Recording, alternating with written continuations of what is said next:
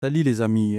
Les États-Unis ont été secoués cette semaine, depuis mercredi, avec la disparition, ou je dirais l'assassinat, d'un commentateur, un activiste, un homme politique. Bon, politique, je dirais beaucoup plus un commentateur, appelé Charlie Kirk.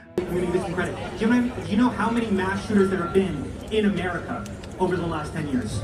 Counting or not counting gang violence? Great. Winning this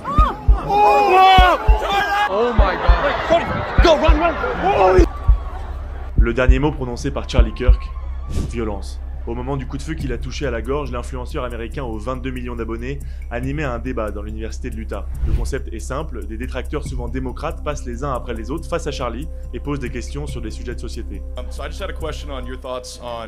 Et j'aimerais justement partager sur la question ici parce que c'est les jours où il a été tué. Il se trouve que c'est quelqu'un que je suivais beaucoup. Je suivais sa vidéo longue, un débat, parce qu'il faisait des débats dans les universités, dans les écoles, dans le collège en fait. Et il aimait beaucoup transmettre des messages d'échange, des débats sur des questions très très lourdes, sociaux, des fois politiques et tout ça, et des fois des questions de croyance. Donc il parlait des fois de sa foi, il parlait aussi de la politique et il parlait aussi de l'immigration. Et vous savez, aux États-Unis, c'est des sujets très très difficiles. Pourquoi je partage cette vidéo? En fait, c'est que Charlie Kirk, c'est l'image d'un homme qui a vécu sur ses convictions. Un homme qui a voulu partager avec le monde autour de lui des convictions qu'il avait profondément et qu'il croyait être vraies et correctes. C'est un homme qui n'avait pas la honte ni la peur de se tenir derrière ce qu'il croyait fermement être vrai. Par exemple, dans un monde comme les États-Unis, vous allez voir un jeune homme qui va parler de sa foi, parler du fait qu'il croit qu'il est sauvé, il croit que voilà, la nation devait être sous Dieu, le Seigneur, tout ça. Ça, c'était vraiment quelque chose d'honorable de sa part. Et un mois avant sa mort, d'ailleurs, il avait été interviewé.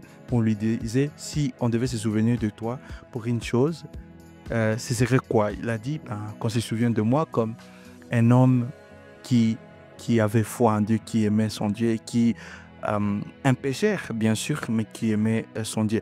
J'ai aimé beaucoup cet aspect de lui, mais aussi de l'autre côté, c'était quelqu'un qui était un combattant farouche par rapport au mouvement, à la question ici, les virus woke, le wokisme, les trans et toutes ces histoires LGBTQ. The American way of life is very simple. I want to be able to get married, buy a home, have kids, not to have my kid be taught the lesbian, gay, transgender garbage in their school. Donc vous savez que c'est un vrai combat de l'autre côté. Et maintenant, c'était quelqu'un qui se tenait derrière. Et il avait des arguments, la raison, des arguments raisonnables où vous pouviez vérifier, vous vous dites, ouais, justement, ça fait réfléchir, mais c'est quand même OK. Et donc, la perte de cet homme pour les États-Unis et le monde entier, je considère qu'une étoile s'est éteinte, un flambeau, un monument. Mais ce n'est pas qu'il soit parti en vain parce qu'il a laissé sa voix et il a laissé sa voix pour d'autres. Les flambeaux, il l'a transmis à d'autres personnes, c'est-à-dire les gens qui seront inspirés par son modèle.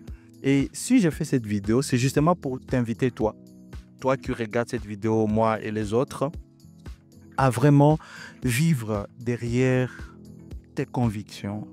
Vivez derrière vos convictions. Beaucoup de gens passent leur vie à nier des choses qu'ils savent être vraies au fond d'eux-mêmes.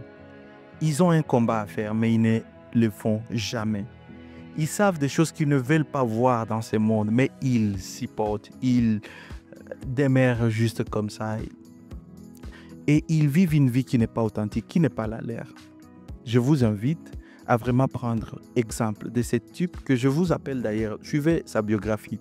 La personne, à 20, 22 ans comme ça, il avait déjà fondé une organisation, The Turning Point USA, qui est au niveau national et tout ça. Il est mort trop jeune, mais ses accomplissements, c'est incroyable.